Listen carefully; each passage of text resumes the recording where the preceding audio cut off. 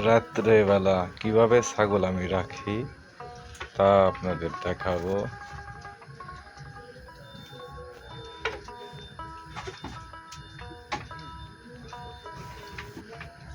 এই যে এই টোপা যে দেখতেছেন, এই টোপার তলে বাচ্চা রাখি আমি, ছোট বাচ্চা। ওই যে ওই দুইটা এই টোপার তলে রাখবো।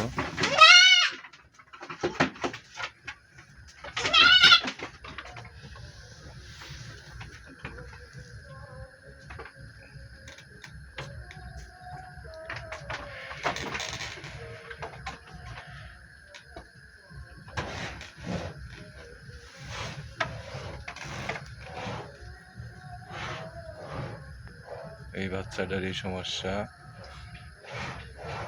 এই ছাগলের সমস্যা। ওষুধ চলতেছে, কি ওষুধ চলতেছে এটা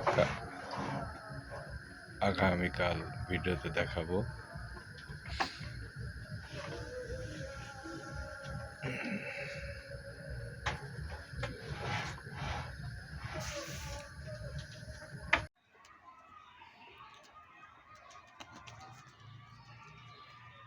তো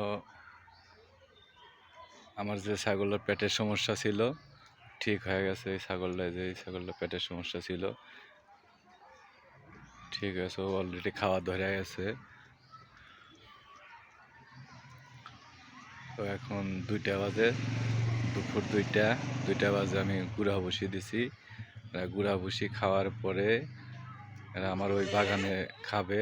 তারপরে বিকেলের দিকে কাঁচা ঘাস, নিপিয়ার ঘাস এনে দেব বিকালে।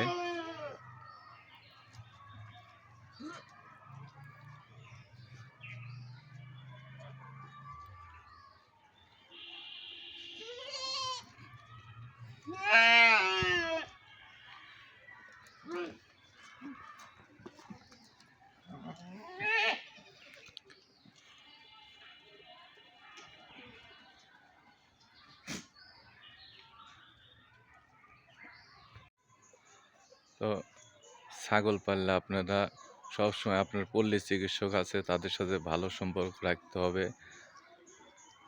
ভেটেরিনারি পল্লী চিকিৎসক, তাদের সাথে আপনার ভালো সম্পর্ক রাখতে হবে, যাতে আপনি ফোন দেওয়ার সাথে সাথে আপনার খামারে আসে। কী সমস্যা ভেটেরিনারি ডাক্তারের সাথে আপনি পরামর্শ করবেন। তো আমার এলাকায় ভেটেরিনারি ডাক্তার আছে, পল্লী চিকিৎসক, ওনার সাথে আমার মোটামুটি ভালো সম্পর্ক।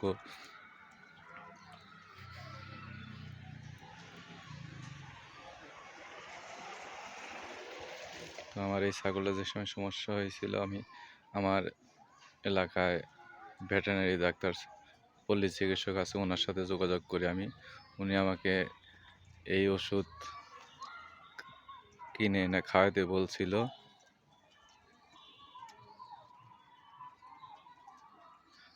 এই ওষুধ সকাল বিকাল খাওয়াইছি, আমার ছাগল ভালো হয়ে গেছে ইনশাল্লাহ।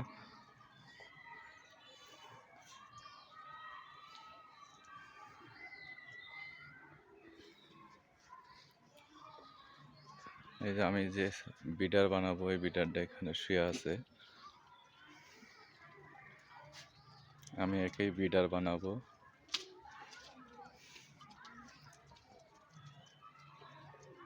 আর এই গুঁড়া ভুসি খাওয়ার পরে আমি কাঁচা ঘাস এনে দেবো, নিপিয়ার ঘাস।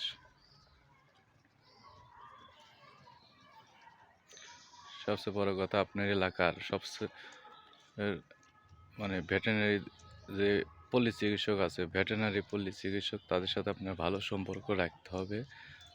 তাহলে ওরা আপনাকে পরামর্শ দিবে, কি সমস্যা হলে সমাধান করে দেবে ওরা।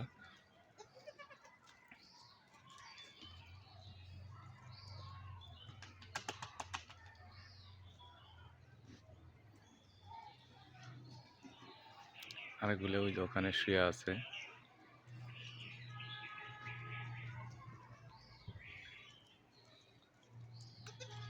তো এই ওষুধটা খুব ভালো কাজ করে। পেটের সমস্যা হলে, পেটে গ্যাস ফর্ম হলে কিংবা পেটে গ্যাস হলে খাওয়াইলে এটা খুব ভালো কাজ করে। গরু ছাগল দুইটাতেই কাজ করে, এটা খুব ভালো।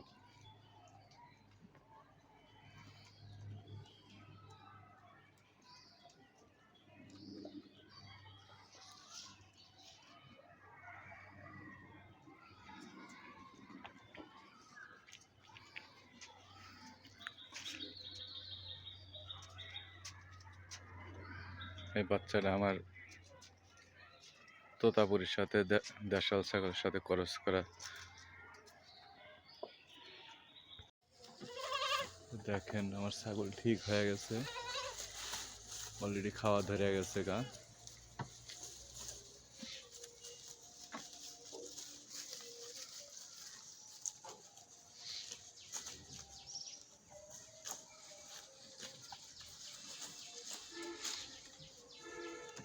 তো আজ এই পর্যন্তই, ধন্যবাদ।